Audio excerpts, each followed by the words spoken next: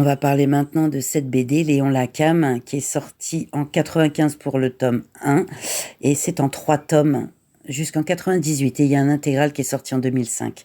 Alors pour l'histoire, eh bien j'ai mis 4 étoiles, on est en 1921, et on a Léonce Ouswardiuk, dit Léon, qui fonde une compagnie familiale, une fabrique de cosmétiques en fait. C'est son fils Aymar en fait qui a repris les rênes, il veut vraiment en faire une entreprise moderne.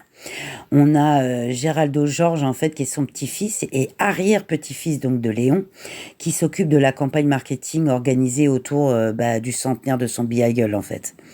Alors, c'est un puceau trouillard, impénitent, il est méprisé par son grand-père.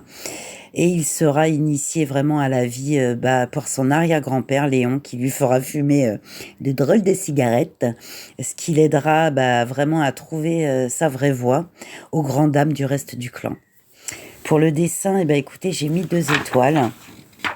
On est sur des traits assez épais, plutôt ronds, avec des couleurs pastel plutôt fades, je trouve. Et alors surtout très caricatural au niveau des visages. Et je peux vous dire même un truc, c'est que moi, les visages du grand-père, donc lui, et de l'arrière-grand-père, lui, m'ont fait flipper.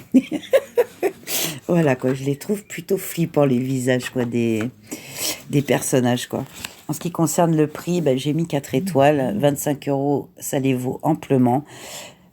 Pour l'occasion, j'ai trouvé entre 10 et 23 euros selon les sites d'occasion, donc c'est tout de même intéressant. Pour le plaisir de la lire, écoutez, j'ai mis 4 étoiles, hein. C'est une série de BD qui est vraiment féroce contre la bourgeoisie industrielle. C'est truffé d'observations acides, avec des dialogues savoureux. Et il y a un incroyable réalisme, en fait, quoi. Et en plus, ça a eu quand même le Grand Prix René Goscinny du meilleur scénario en 96, ce qui n'est pas rien.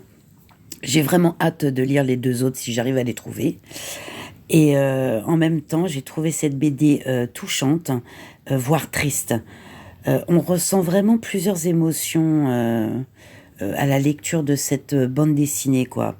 Aussi bien du dégoût, de l'énervement, on est touché, on est triste.